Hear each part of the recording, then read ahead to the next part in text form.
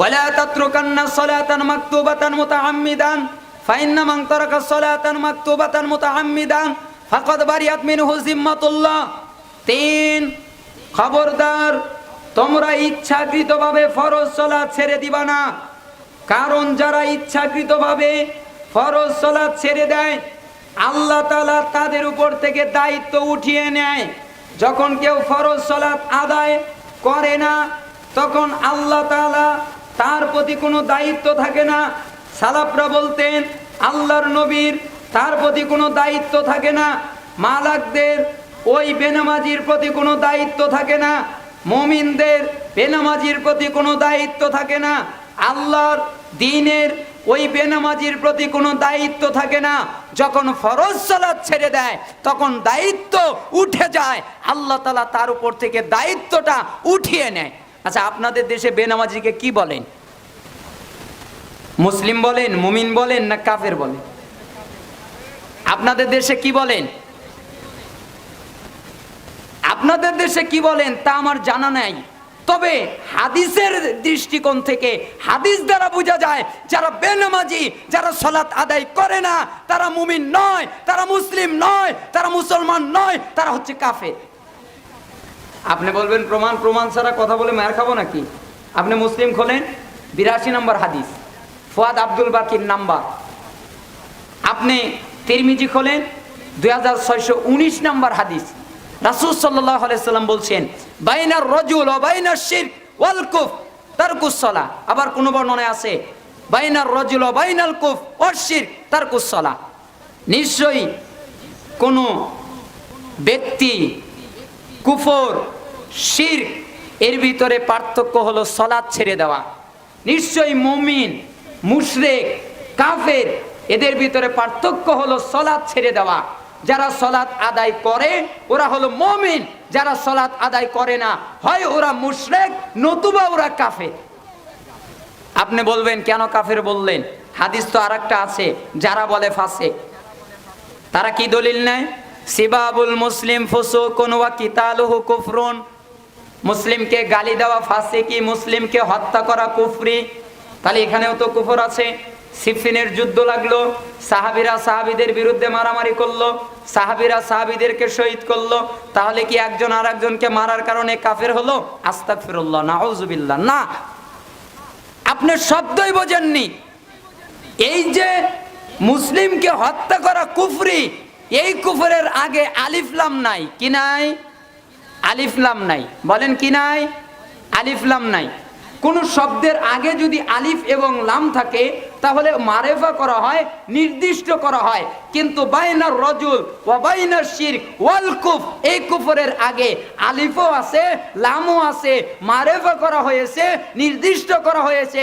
তার মানে যারা সালাত আদায় করে না হয় তারা মুশরিক, নতুবা তারা কাফের, দুইটার একটা। কারণ শিরকের আগেও আলিফ লাম, কুফরের আগেও আলিফ লাম।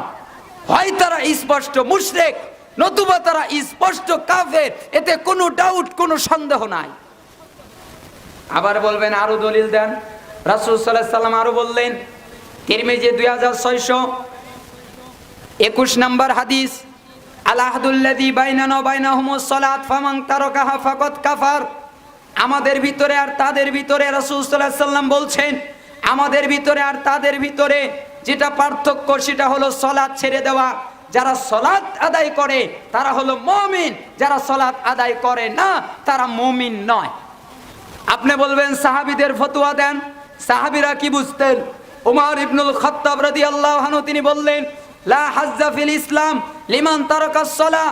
যারা সালাত আদায় করে না তাদের ইসলাম নেই, তাদের দ্বীন নেই, তারা কুফরি করলো। যারা সালাত আদায় করে না তারা কুফরি করলো, যারা সালাত আদায় করে না, সালাত ত্যাগ করে, তারা কুফরি করলো। ওমর ইবনুল খাত্তাব রাদিয়াল্লাহু আনহু এই ফতোয়া দিলেন। আলী রাদিয়াল্লাহু আনহু কি বললেন? মাল্লাম ইউসাল্লি ফাহুয়া কাফিরুন।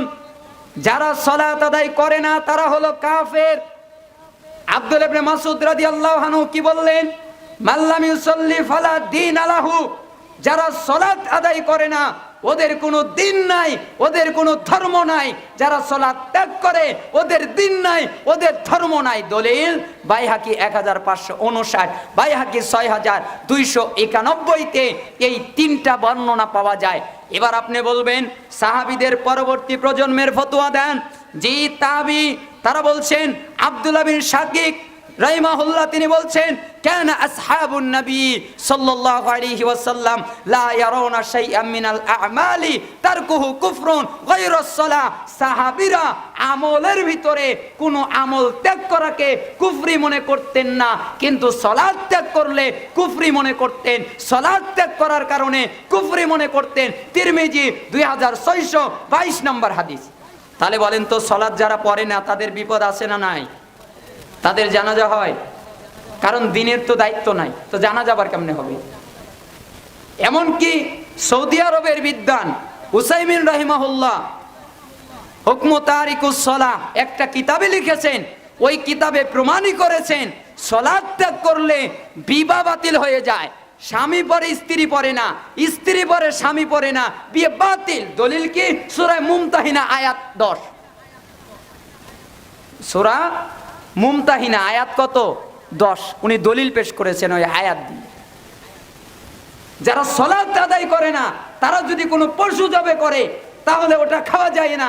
গরু জব করলে ওটা খাওয়া যায় না, মুরগি জব করলে ওটা খাওয়া যায় না, ছাগল জব করলে ওটা খাওয়া যায় না। এটা হচ্ছে সালাফদের ফতোয়া।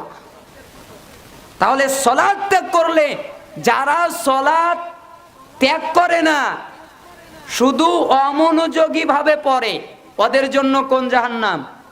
ওয়াইল জাহান্নাম। ফাওয়াইলুল লিল মুসাল্লিন আল্লাযীনা হুম আন সালাতিহিম সাহুন। ওই মুসল্লিদের জন্য ওয়াইল নামক দোজখ, জাহান্নাম, যারা তাদের সালাতে অমনোযোগী। তার মানে সালাত পড়ে কিন্তু অমনোযোগী ভাবে পড়ে, তাই যদি জাহান্নাম হয়। আর যারা পড়ে না তাদের তো কোনো হিসাবই নাই, বিনা হিসেবে জাহান্নাম। কি হিসেবে জাহান্নাম? বিনা হিসেবে। বিনা হিসেবে জান্নাত হয় না? হয়। আবার এবার হবে বিনা হিসেবে জাহান্নাম, হিসাব লাগবে না, যা জাহান্নামে চলে যা। তাহলে ইনশাআল্লাহ আমরা আর সালাত ত্যাগ করব না। আমরা সালাত ত্যাগ করব। আল্লাহ তাআলা যেন আমাদের তৌফিক দান করেন, আমিন বলুন। এবং আমাদেরকে যেন 5 ওয়াক্ত সালাত আদায় করার তৌফিক দান করেন।